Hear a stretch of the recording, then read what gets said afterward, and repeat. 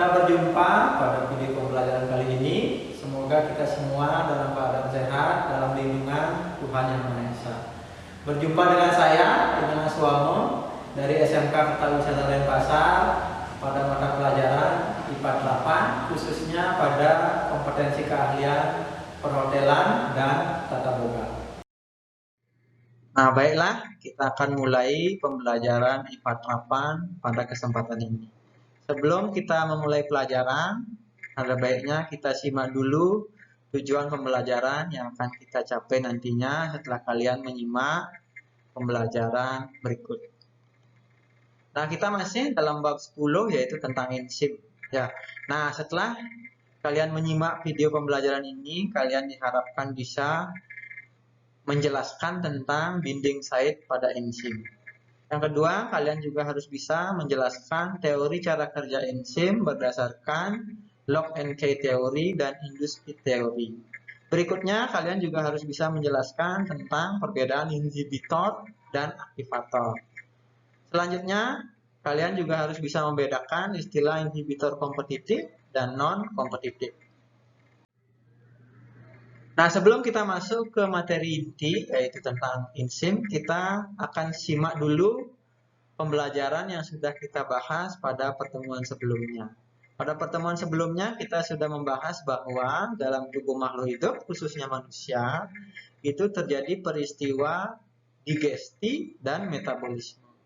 Digesti itu adalah merupakan peristiwa pemecahan bahan-bahan makanan menjadi molekul yang lebih kecil yang siap untuk mengikuti peristiwa metabolisme.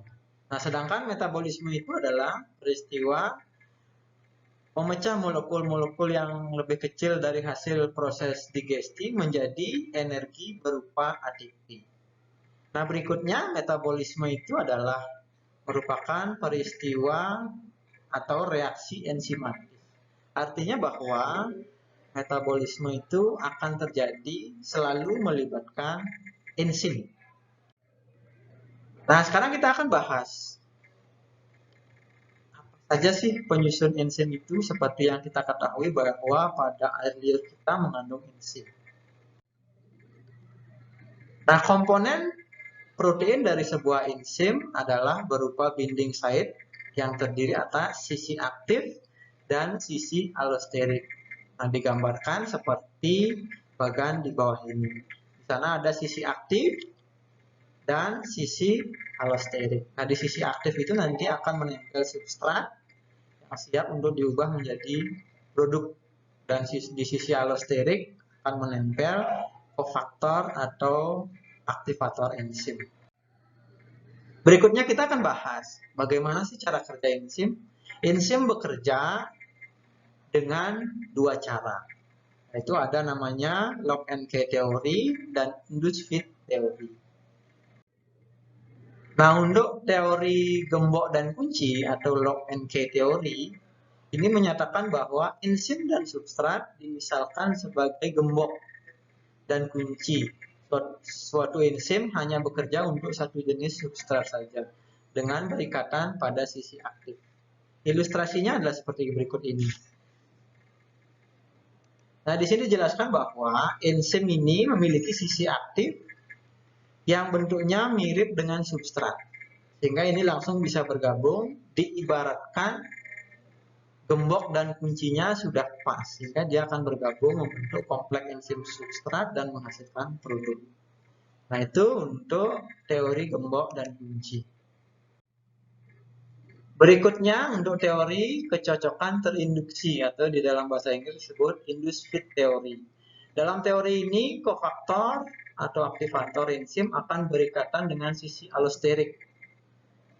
Sehingga kofaktor mengubah bentuk sisi aktif agar dapat berikatan dengan substrat tertentu. Nah, seperti ini ilustrasinya. Nah, di sini digambarkan bahwa sisi aktif enzim ini bentuknya tidak cocok dengan bentuk substrat, sehingga nantinya kofaktor atau koaktivator berperan dalam mengubah sisi aktif enzim agar sesuai dengan bentuk substrat, sehingga selanjutnya akan bisa berikatan dan membentuk kompleks enzim substrat sehingga membentuk produk. Nah, itu ada dua teori tentang cara kerja enzim. Berikutnya, dalam kerja enzim ada istilah aktivator dan inhibitor. Bedanya apa? Nah, aktivator itu adalah zat yang dapat mempercepat jalannya reaksi karena aktivator adalah zat penggiat. Contoh aktivator itu adalah seperti koenzim A. Nah, inhibitor itu adalah lawannya.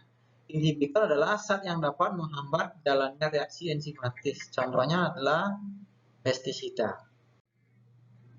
Nah, inhibitor ada dua. Ada istilahnya inhibitor kompetitif, yaitu inhibitor yang mempunyai struktur yang mirip dengan struktur substrat. Sehingga substrat dan zat penghambat berkompetisi untuk bersatu dengan sisi aktif enzim. Berikutnya ada inhibitor non-kompetitif. Kalau inhibitor non-kompetitif, substratnya sudah tidak dapat berikatan dengan kompleks enzim. Karena sisi aktif enzim berubah oleh adanya inhibitor pada sisi alosterik. Ilustrasinya adalah seperti berikut ini. Misalkan dalam kondisi normal, substrat itu menempel pada sisi aktif enzim, sehingga menghasilkan produk. Nah, ketika ada competitive inhibitor atau inhibitor kompetitif, di bagian sisi aktif enzim, ini sudah menempel inhibitor, sehingga substratnya nggak bisa masuk, sehingga reaksi enzimatis nggak terjadi.